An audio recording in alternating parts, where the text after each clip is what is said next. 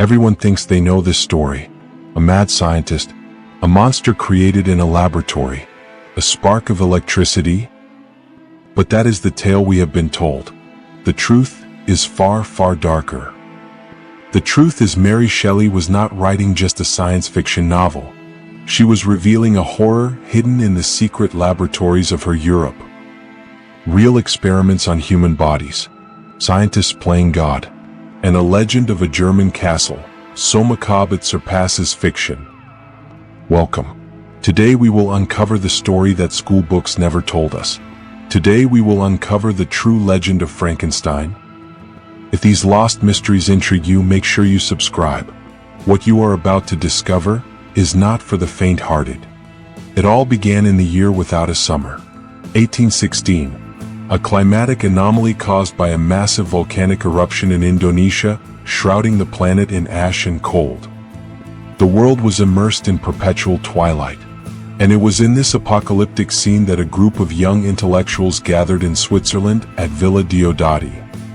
There were the famous and tormented Lord Byron, the poet Percy Shelley, and his very young lover, Mary Godwin, who would become Mary Shelley, and with them Dr. John Polidori. Trapped indoors by endless rain and thunder, they challenged each other. Who could write the most terrifying ghost story of all? A contest that would change literature forever. Candles flickered as the wind howled against the shutters. In that claustrophobic glow, their minds drifted toward the macabre. But Mary was stuck. Days passed, and no idea satisfied her restless imagination.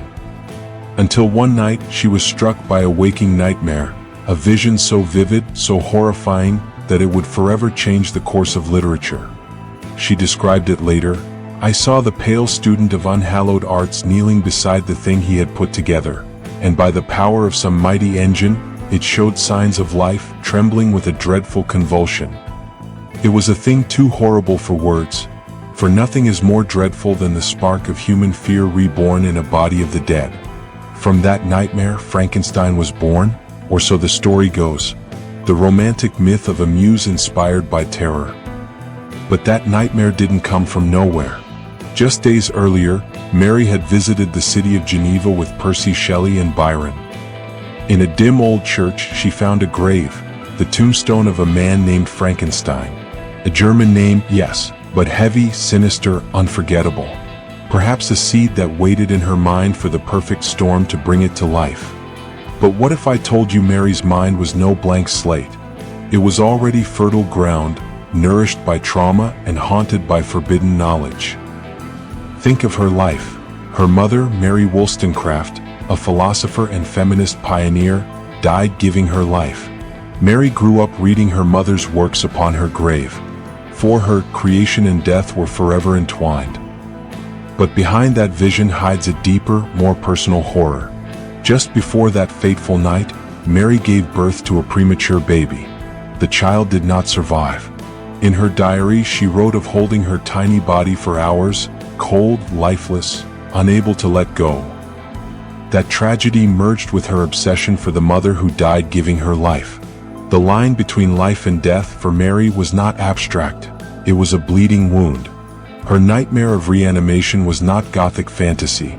It was the blasphemous cry of a grieving mother who longed to resurrect what she had lost. And crucially, at Villa Diodati, they weren't just trading ghost stories. They were reading terrifying German tales and listening to heated debates between Shelley and Byron about the latest scientific experiments. They spoke of the principles of life, of the nature of electricity, of the possibility of awakening the dead. It was natural philosophy, the thrill of discovery. But for Mary, these ideas tangled with her deepest demons. But were they just conversations? Some biographers suspect, though proof is elusive, that Mary and Percy may have witnessed private demonstrations of Galvanism during their travels. Perhaps in a hidden university lab. Perhaps they saw no human corpse stir, but they saw enough.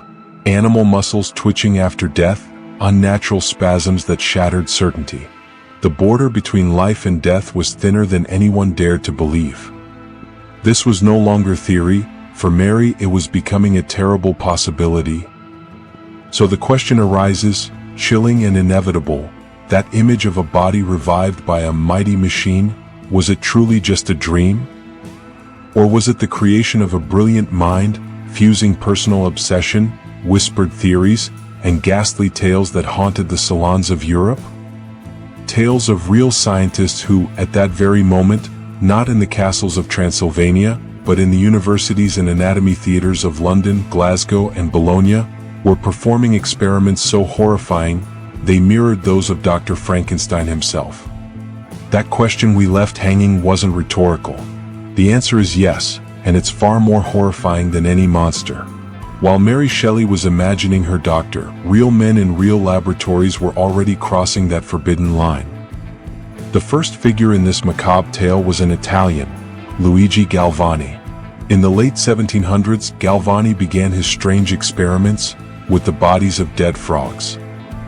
He discovered, almost by accident, that when he touched the leg of a dead frog with two different metals, the muscle twitched violently as if life had returned. Galvani called it animal electricity. He believed he had found the spark of life itself. Was this the same energy that Dr. Frankenstein would one day harness in fiction? But the one who turned the experiment into a nightmare was his nephew, Giovanni Aldini. Aldini wasn't satisfied with frogs. He took his uncle's discovery and turned it into a traveling spectacle across Europe. His main act? The electrification of dead animals. Cow heads, sheep bodies. But the audience wanted more. They wanted to see the effect on man. In 1803 in London, before a stunned crowd, Aldini connected electrical cables to the body of a freshly executed criminal. When he sent the current surging through the corpse, an eye opened, the chest heaved, a grimace crawled across its face. The audience screamed. Some swore they saw the man come back to life. And then came the man who changed everything, Andrew Ure. Glasgow, 1818, the very same year Frankenstein was published. Ure, a doctor and chemist, conducted a public experiment on a corpse. Not just any corpse, but that of Matthew Clydesdale, a recently executed murderer. Ure didn't use a simple battery. He attached high-voltage wires to multiple parts of the body, and what happened next horrified everyone present. When a wire touched the heel, the leg jerked violently, as if the man were about to rise from the table. When the wire touched his facial nerve, Clydesdale's face twisted into grotesque expressions. The mouth opened and shut, one eye wide, the other sealed. Witnesses swore it looked as though he was crying, laughing, and screaming, all at once. But the most chilling detail, straight from Shelley's novel, came when Ure placed an electrode on the index finger. The finger rose, pointing straight toward the audience, like an accuser from beyond the grave. Contemporary reports spoke of doctors fleeing the room, journalists fainting. Andrew Ure wasn't merely studying electricity, he was staging resurrection. He proved that with enough power, a corpse could be forced into a terrifying parody of life itself. But there's one question that chills the blood. Where did all these bodies come from? The answer lies beneath the soil. To feed the hunger of men like Ure and Aldini, a black market of horror emerged. The Resurrectionists, grave robbers who crept through cemeteries under the moonlight, unearthing the dead to sell them to science. Terrified families began to cage their loved ones' graves in iron, building macabre defenses against the thieves of the dead. And among the reports of stolen corpses, darker whispers began to spread. Not all bodies were destined for dissection. Some, it was said, showed signs of reassembly. Crude stitches, limbs replaced, the work of someone trying to build a man, a nightmare straight from a novel not yet written. When Mary Shelley wrote her novel, these horrors filled the newspapers. It was a quiet terror, real, tangible, whispered behind closed doors. And it casts a sinister light on Frankenstein's tale. Victor was not a madman in isolation. He was the mirror of an age obsessed with conquering death. He wasn't just stealing bodies, he was stealing the power of God. And the raw material he used came from the same shadowy underworld that fed legitimate science. Now connect the dots. Mary Shelley wrote Frankenstein in 1816. Ure's experiment came 2 years later, but Galvani's and Aldini's demonstrations had been the talk of Europe for decades. The journals of the time were filled with these reports. Could Mary, brilliant, educated, surrounded by thinkers who debated life and death, truly have been unaware? Her monster, stirring with a clumsy, unnatural motion, isn't that the perfect echo of what witnesses had already seen with their own eyes in Aldini's and Ure's theaters of horror? Mary Shelley's true genius was not in inventing reanimation, it was in giving it a soul. She saw that the real monster was not the creature but man himself, the scientist who dared to steal fire from the gods. So, we have Mary Shelley, brilliant yet haunted, and the scientists, ambitious and blasphemous. Two threads woven together to create a masterpiece of horror and genius. But what if I told you there's a third thread, darker still? A legend that ties everything to a real place, and to a real man whose name still echoes through the centuries. On the banks of the Rhine in Germany stands a castle, Burg Frankenstein, a fortress perched on the rocks, wrapped in fog and legend. And within those walls, a century before Mary Shelley was even born, lived a man who might have been the original Dr. Frankenstein. His name was Johann Conrad Dippel, born in that very castle in 1673, a theologian, an alchemist, a self-proclaimed doctor. His life reads like a Gothic novel brought to life. He boasted of creating a miraculous elixir, Dippel's oil, a dark potion that he claimed could banish disease and even extend life itself. The ingredients? Rumor had it the oil was distilled from bones, blood, and the remains of animals, and, according to the darkest whispers, something even less innocent. But Dippel's figure is shrouded in mystery thick as fog. Local legends describe him as obsessed, a man who stole corpses from the nearby graveyard, not for study, but for something far more profane. His final goal? To build the perfect body stitched together from the dead, and to spark life within it once more. It's said that on stormy nights, screams echoed from his lab, and strange blue light flickered from the castle's windows. The rumors grew until they became legend. They said Dippel didn't seek to heal life, he sought to create it.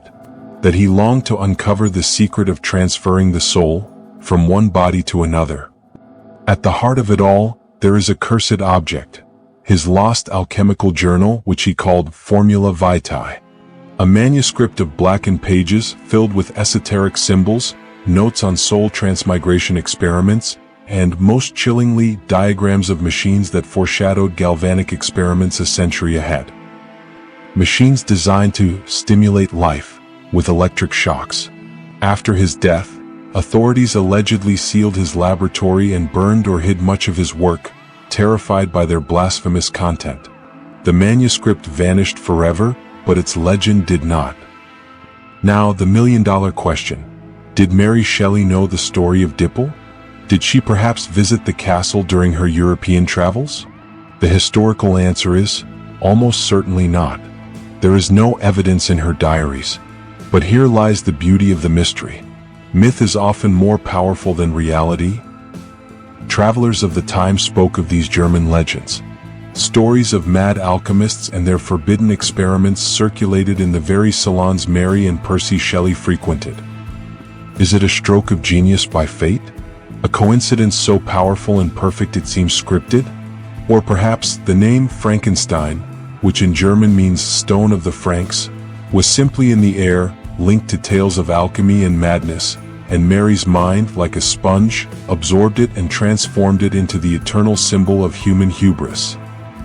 Perhaps she never met her Victor Frankenstein, but she met her Johann Dippel, and her genius did the rest, transforming a local legend into a warning for humanity. This brings us to the crucial point, the philosophical heart of the matter that makes Frankenstein an eternal warning. The true monster was never the creature. But there is a deeper secret, one that cinema has almost always ignored. In the book, the creature speaks. It is cultured, eloquent, reads the classics, and reasons its pain with unshakable logic. I am wicked because I am unhappy, it says. Its monstrosity lies not in its nature but in the rejection it suffers. The true face of horror, which Mary refused to describe, is not a grotesque mix of muscles and bolts. It is the face of absolute loneliness. It is a mirror reflecting ourselves, our inability to accept the different. And perhaps this is its most shocking and modern revelation. The true monster, as shown by the lives of Ure, Aldini, and Dippel, is ambition without ethics.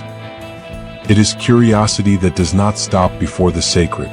It is the obsession of a man who, blinded by his own intelligence, completely loses his humanity. Frankenstein is not a story about the horror of what we create. It is a story about the horror of why we create it and what we become in the process. Mary Shelley, perhaps without even fully knowing it, had not just written a tale of horror. She had diagnosed the disease of the modern era, progress at any cost, a disease whose consequences we are living with today more than ever. But the obsession with Frankenstein didn't remain trapped within the pages of a book. It exploded into the real world, transforming into an icon. The proof? In 1910, Thomas Edison, the genius of light itself, directed and produced the first ever film adaptation of Frankenstein. A movie so disturbing for its time that the creation scene was censored and the film vanished for decades, believed lost forever. And when it was finally found, the world saw what Edison had dared to show. A body forming out of nothing, a creature born from chaos. It was Mary Shelley's nightmare made visible, proof that her story wasn't just literature, but an image so powerful it became a collective obsession. But Edison's was only the beginning, the spark that ignited an obsession spreading through every corner of culture. The myth of Frankenstein multiplied, adapted, and reflected through every age. In cinema, it became a universal horror icon. From Boris Karloff's 1931 Creature to Hammer Film's masterpieces, and modern takes like Van Helsing or Victor Frankenstein. Every era found in the monster the mirror of its own fears. In literature and science, his name became a weapon. Newspapers coined Frankenfood to attack GMOs. Bioethicists warn of Frankenstein children when debating genetic editing. It's the first word we use to curse the technologies that frighten us. And in technology, the parallel is terrifyingly real. We no longer stitch together flesh, we code it in silicon. Artificial intelligence is our modern creature, a powerful force we give life to, yet secretly fear its rebellion and misunderstanding. Projects like humanoid robots or cryogenic preservation, the modern attempt to preserve the body, prove that Victor Frankenstein's dream to defeat death and create life is more alive than ever. But why does this story still haunt us? Because 2 centuries later, we are Victor Frankenstein. So where does that leave us? With an uncomfortable and fascinating truth, Frankenstein wasn't born from nothing. It came from a precise historical moment, a crossroads where personal trauma, scientific enlightenment, and dark legends collided in the mind of a 19-year-old girl. But the final question remains, did Mary Shelley's prophecy come true? Victor Frankenstein wasn't a monster. He was a scientist, blinded by the hunger to know, to go beyond nature's boundaries. And when his creature opened its eyes, he understood he had done something irreversible. Today, 2 centuries later, we are Victor Frankenstein. We don't harness lightning, we edit the code of life with CRISPR, playing God with the human genome. We no longer reanimate corpses, we bring light to artificial minds. And we wonder with a shiver if one day they will awaken to consciousness, and what we will do if, like the creature, they feel rejected by us. We have created life in labs. We have built machines that learn. We have neural implants connecting human minds to machines. But have we learned Frankenstein's lesson? Frankenstein's story is not a tale of the past. It's a snapshot of our present and a warning for our future. Mary Shelley didn't foresee heart transplants or chatbots, but she perfectly understood the mind of the scientist blinded by glory and detached from consequence. She understood humanity's fear of what it cannot understand or control. Her most monstrous creation isn't the yellow-skinned giant from the movies, it's an idea. The idea that every innovation casts a shadow, and it's up to us to decide how to face it. The experiment of Frankenstein never ended in that fictional lab. It continues today, in every bioethics board, every AI committee, every debate about the future we're building. Whether we like it or not, we are all inside that laboratory. Every experiment pushing the limits of knowledge awakens that same ancient fear. What if our creation turns against us? Frankenstein is no longer just a literary monster. It's a symbol. The shadow of our hunger for knowledge, the price of progress without conscience. When the book was published in 1818, it caused a scandal. Many readers believed that a woman could not write something so dark. The scandal was so great that even the first publisher who received the anonymous manuscript was shocked. It is said he exclaimed, "I cannot believe someone so young could write something so horrid." He was convinced the author was Mary Shelley. When he discovered it was the work of a 19-year-old woman, his shock doubled. For the society of the time, the idea that a young girl could give birth to such horror was monstrous in itself. And so, the circle closes. Or perhaps it doesn't. Because Dippel's manuscript was never found. Destroyed, as official records say? Or hidden in some secret library, proof of a horror someone wished to forget? Perhaps the manuscript never existed, or perhaps its contents were so dangerous they had to be erased.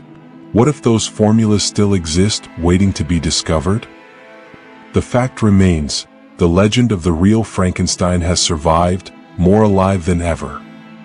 So, the question that haunts us from the start remains, is Frankenstein merely a masterpiece of fiction?